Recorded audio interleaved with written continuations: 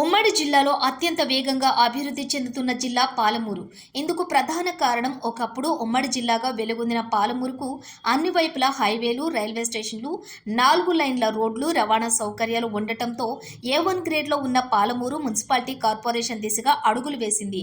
Urban development authority కూడా ఏర్పాటైంది. ఎంత వేగంగా ఆధునీకరణ, ఎంత అభివృద్ధి జరిగినా అక్రమార్కులు కూడా అంతే వేగంగా తమ అక్రమ దందాలను విస్తరించుకుంటూ వెళ్తున్నారు.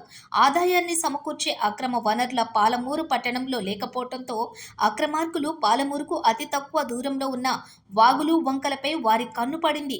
ఇక ఆలోచన వచ్చిందే తడువు. వెంటనే అక్కడో ఇక్కడో ఎందుకు పాలమూరు పట్టణంలోనే ఇసుక రీచ్ని ఏర్పాటు చేసుకుని తమ దందా శ్రీకారం చుట్టారు.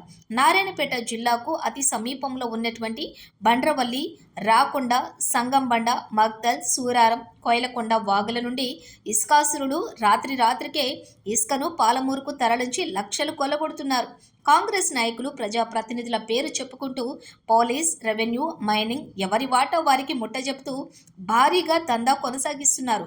అంచేతని నారాయణపేట పరిధి నుండి మహబూబ్ నగర్ వరకు ఇసుక తరలిస్తున్న ప్రాంతాలకు సంబంధించిన సిఐలు, ఎస్ఐలు, తహసీల్దార్లు, రెవెన్యూ ఇన్స్పెక్టర్లు చర్యలు తీసుకోవటం లేదని, నిమ్మకు నీరెత్తినట్లు వ్యవహరిస్తున్నారని ఆరోపణలు ఉన్నాయి.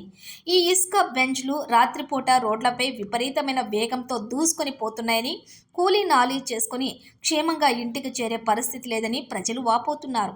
చీకట్లో వారి వ్యాపారం కోసం ఎవరినైనా బండెక్కించి చంపుతారని మామూలు తీసుకుంటున్న అధికారులు కూడా కేసులు లేకుండా చేసిన సంఘటనలు కోకొల్లలని తెలిపారు. ఎన్ని ప్రభుత్వాలు మారినా వాళ్ళ నాయకులు, కార్యకర్తల అక్రమార్జనే ధ్యేయంగా పనిచేస్తున్నారని వాపోయారు.